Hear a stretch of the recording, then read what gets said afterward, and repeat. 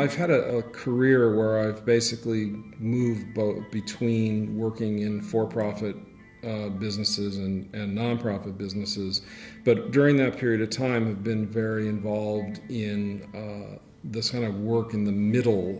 sort of at the boundary of those two streams of activity. And I think that the reality today is that those boundaries are really broken down, so that what maybe even 20 years ago was considered unusual. One talked about socially responsible business, and there was a handful of them, the Ben & Jerry's of the world and Stonyfield Yogurts and Patagonias and so on. But these businesses that basically carried a social mission as being as important to their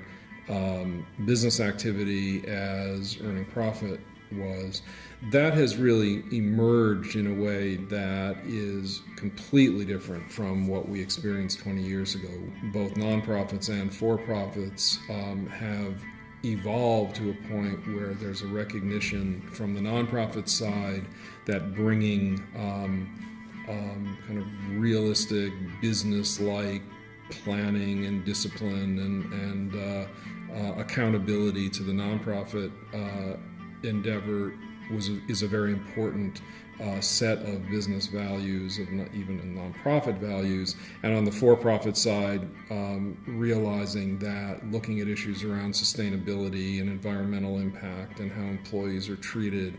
and how business actually fits within its community and within its world are not just kind of marketing or PR exercises, but actually define whether a business is going to be fundamentally successful. In a way, we're at a place where in a university like Naropa, students coming from very diverse programs, from counseling psychology to environmental studies, to wilderness therapy, to religious studies, to writing and poetics, the entire breadth. We have students that are coming out trained to some extent in their major, if you will, but coming from an experience, we hope, in which the sort of broad set of experiences gained through their contemplative practice, through their interaction within this community, through their own personal exploration of who they are as human beings and perhaps their transformation, or at least their growth from when they enter to when they leave, are really giving to the world a set of graduates who are so broadly experienced in their own understanding of who they are and what their place is in the world, and specifically trained, obviously, in their own personal disciplines, that they actually offer a lot to prospective employers in this new economy. I think our job is to really connect students with an incredibly growing number of employment opportunities or professional career opportunities with companies, with entities, with government agencies who will truly appreciate the power of this education. Part of my job is to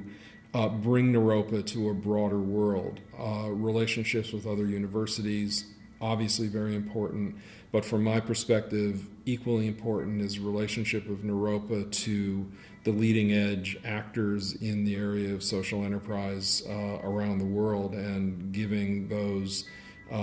enterprises a real understanding of what Naropa is, and therefore giving, I hope, an advantage to Naropa graduates as they're going out and making their way in the world.